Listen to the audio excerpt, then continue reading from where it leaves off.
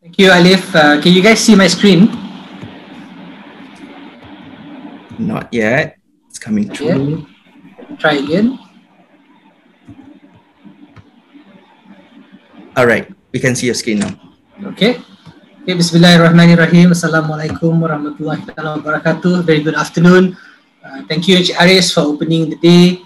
And I think welcome back to all the participants, the panelists, and all those interested in the development of our blockchain village at Medini.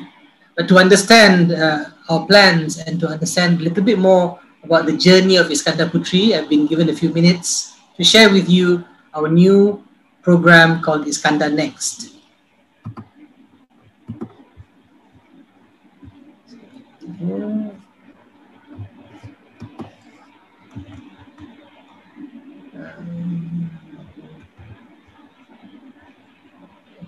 Can't seem to be moving my slides.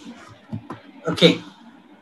So the big question in the room that's always asked of all of us is, why are we here and what are we doing? So to understand the journey of Iskandar Next, the journey of Iskandar Puteri, I take you back some 15 years. When Iskandar Malaysia was launched back in 2006, it was primarily known as the backwaters of Singapore. People would drive through from KL into Singapore, bypassing what is today known as Iskandar Puteri, going through the second link, or coming up from Singapore, bypassing this location and heading up north into Malacca, into KL, and the rest of the locations in Malaysia.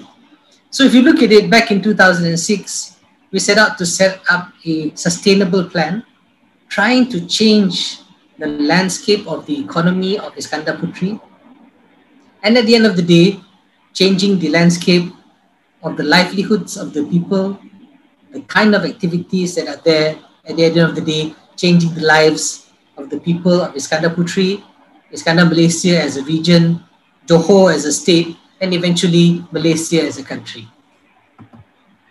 So allow me to introduce a little bit of progress of how IIB takes its development. In these 15 years, a lot of the strategic developments and the catalytic developments that were done in IIB are done through a clustered development and a connectivity strategy of what is already there, what are we trying to build, and what can we develop for the future. So if you look at the first 5 years, which I would call as the first phase of our development, we worked on a lot of the foundations, identifying the right kind of partnerships, bringing in the right kind of infrastructure, and also trying to identify what would be the necessary foundations that would make this location thrive in the future. So if you look at it, the first phase was done very quickly. A lot of that was done. Then we entered into the second phase. And in that second phase, we tried to see, now that the hard infrastructure is there, what else can we add on? So we identified very quickly that the first thing that we have to do is education. We had to look at trying to bring in the necessary kind of developments that would ensure that talent would be available for the right kind of industries that we are trying to develop for Iskandar Puteri. Other than that, we also needed to identify what would be the supporting infrastructure that would be required. So many of the people here, especially if you're from Johor or other parts of Malaysia, know Iskandar Puteri today for locations like Legoland, the Iskandar Malaysia Studios, Medini as a development center. So a lot of that was done because we realized that we needed to build the right kind of soft infrastructure that would attract the businesses, the investors, and eventually move into today, what is our third phase, trying to look at business enablement and also the development of emerging technologies and innovation into the location. So I take you back and fast forward the time to maybe around 2012 to 2020, right smack during the pandemic. So in 2012, we identified that for this location, we did not want to develop activities that were primarily looking at what Johor already has. So we looked at what Johor does not have, what Iskandar Malaysia does not have, but what would be the roadmap for the future. So very early on, we said that a knowledge-based economy, a knowledge-based society is something that we have low-hanging fruits in the country, in the region that we can grow. So very quickly, between 2012 to 2017, we attracted some 26 companies looking at global business services as an introduction of the location into knowledge type activities, outsourcing type activities, IT-based activities, and so on and so forth. And that not only attracted the companies, but it created a level of awareness that was unseen in Johor, in Iskandar, Malaysia, about what are the kind of infrastructures that would be required. What kind of policy developments, policy arrangements need to be understood by our regulators so that this industry can thrive. And so on and so forth. We forwarded again to 2018, where we said, if we continue down the path of just vanilla global business services, we will eventually reach a plateau and we will not achieve our eventual outcome of trying to develop a sustainable knowledge-based economy and knowledge-based society for the location.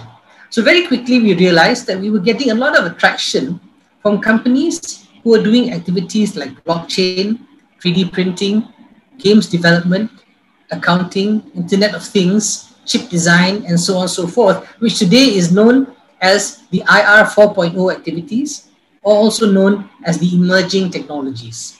So we paused for a while, not for long, and within 1 year, upon consultation with all our stakeholders, the regulators, the industry players, the academia, and so on, we realized blockchain was an area within emerging technologies that we wanted to focus on in trying to develop the industry, trying to put in the right building blocks so that this industry can thrive, because we see blockchain as one of those who eventually can become the new internet, the new big thing amongst all the emerging technologies. So we launched Blockchain Village at Badini as a catalyst back in 2019 to see how we can take on emerging technologies through the development of one of its core pillars, which is blockchain technology.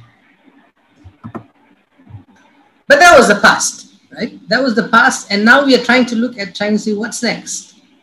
So at IIB, at the end of last year, together with the Menteri Besar of Johor, we launched a program called ISKANDAR NEXT. So what's next in terms of our journey? When we look at it, we say that for the next 5 years, IIB, through its partnership, its group of companies, will look at the digital economy, trying to create new activities within digital and emerging technologies. So blockchain will get better prominence. We'll also try to find the right kind of industries that can support not just blockchain, not just global business services, not just the other areas that we have mentioned before, like IoT or AI, but trying to find the right kind of balance for the new industries to thrive in Iskandar Puteri. A new experience. I have to admit that, being here for the longest time in Iskandar, Malaysia, especially for those of you who were with us from the very beginning throughout this journey, it is not necessarily the most smoothest of rides. We've had to gain a lot of experience. We had to overcome a lot of challenges, get the buy-ins, get the collaboration from all the necessary parties, whether you are the government agencies, whether you are the universities, whether you are the employees themselves. It was not an easy task, but we hope that all of that will not go to waste so that we can create a better experience for the new investors, for the new employees, and eventually for the community and the society of Iskandar Puteri. And if you look at the third pillar that we have in Iskandar Next, pretty much it sums up that for any kind of development that we are doing, the necessary talent is required so that we can actually address not just today's needs, but what are the needs of the future. So new economy, new experience, and also new talent are the three themes that we have chosen for Iskandar Next that will drive us over the next 5 years in our development of Iskandar Puteri. So I'll spend the next few minutes sharing with you some of the examples, some of the programs that we have set out. For those who are familiar with Ricardo Hausmann from Harvard Business School and his theory of the Scrabble economy, he notes that when you develop a location or when you develop a nation, the amount of letters that you have in a Scrabble board will also determine what kind of words that you can build. So adding new letters, adding the variety of the letters will allow you to not just be able to create more words, but if you look at the complexity of the words that are being created, it will also become bigger and more complex. And that relates to today's topic about saying that we are trying to create more value. So in the things that we talk about value, today when we introduced global business services, and now we have Blockchain Village at Bedini, and recently we launched a program called DRZ Iskandar, or Drone and Robotics Zone Iskandar. We hope that by introducing new economic activities like drones and robotics, we'll eventually find the right kind of synergies between business services, between blockchain, between drones, and whatever industries that we bring in the future that can eventually identify how we can become a technology leader and talent hub for the region by producing more complex, more variety of products within the location. In the area of blockchain, we also hope that whatever we do is not just for the sake of organizing or creating the high-level awareness of what we're trying to do. Our role at IIB is to find the right kind of synergies through identifying the right kind of topics, the right kind of opportunities, and the right kind of players to discuss what would be relevant and what would be needed for the future, not just for the industries that we are bringing in. For example, the two examples I give here on blockchain, where you look at today's announcement on the Malaysia Digital Economy Blueprint. It clearly specifies that one of the objectives is to be able to maximize the usage of technology, and one of those technologies that was identified was blockchain technology within the public sector. And what we are trying to do here is, we did this 6 months before that announcement was made. We're trying to be proactive in identifying, let's work with the Johor state government.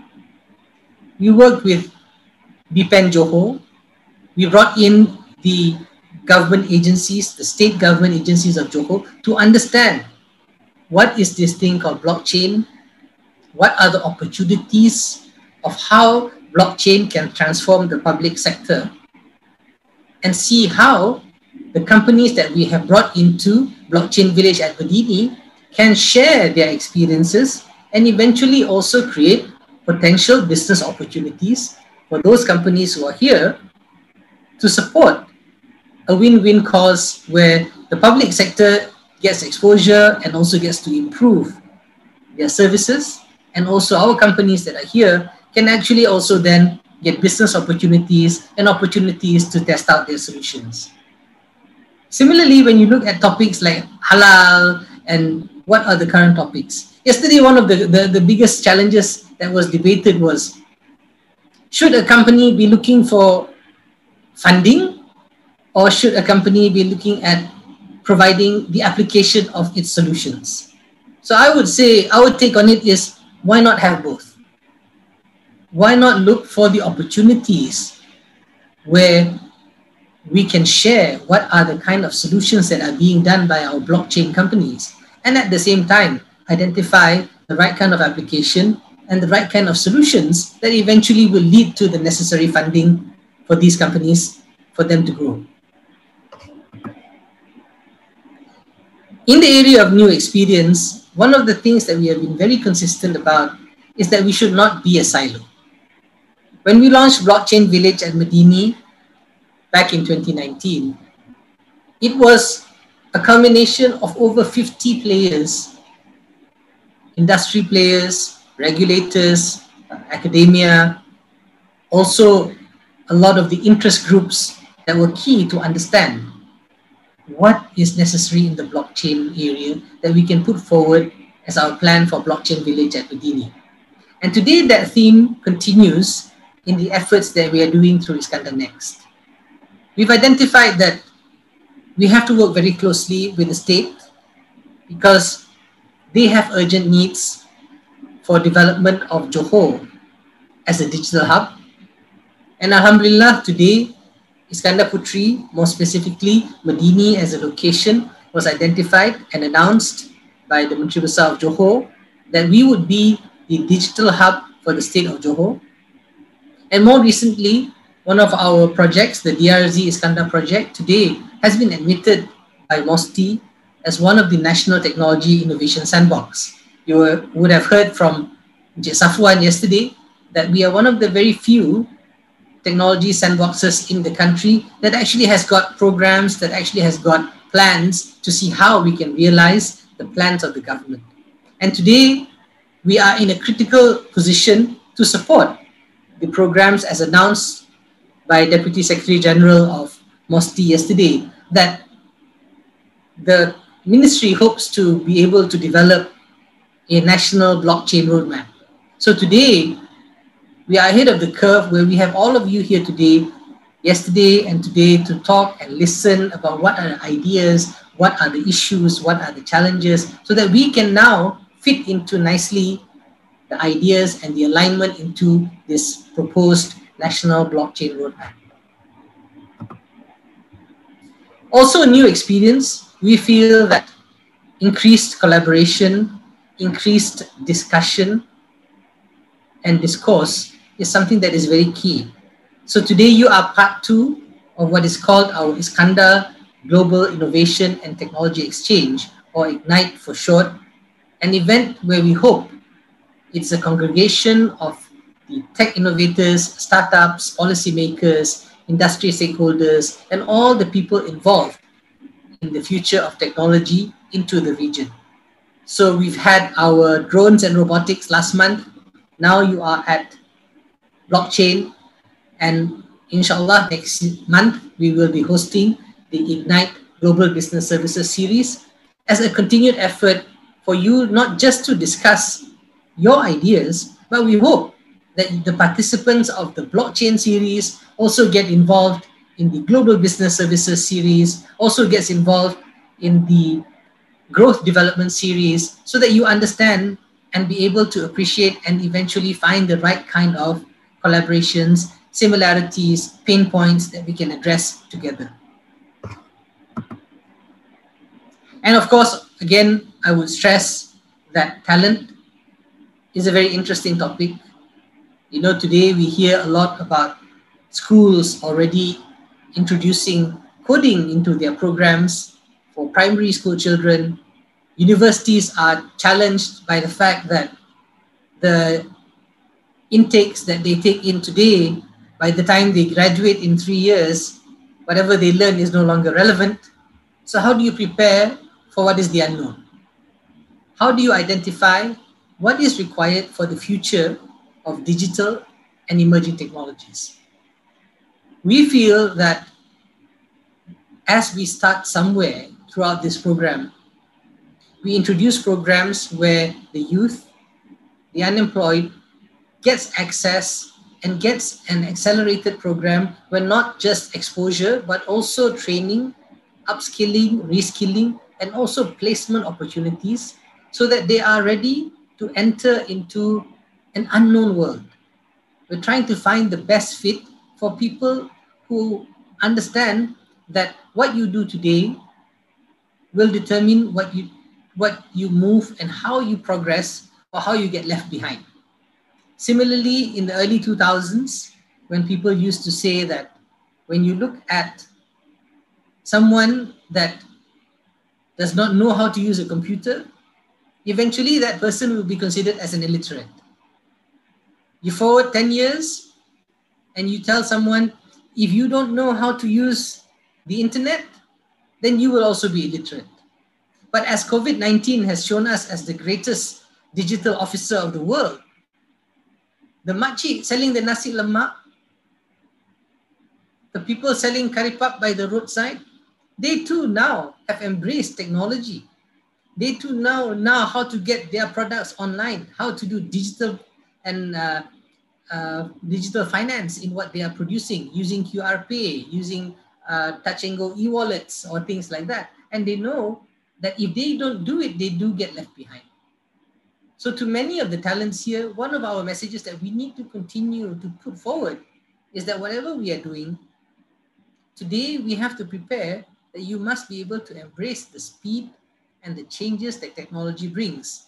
And My Step and Practice are two of our programs that focuses on what are the jobs of today and how do we get you ready for the uncertainties of tomorrow. So, ladies and gentlemen, I throw it back to you. That is our big why. At the end of the day, we want to continue to build bridges, which eventually will change the lives of the people around us, the communities around us, and then hopefully that also then allows us to create better livelihoods and better changes for everyone around us. So in the blockchain community, we ask you, what is your big why? Thank you.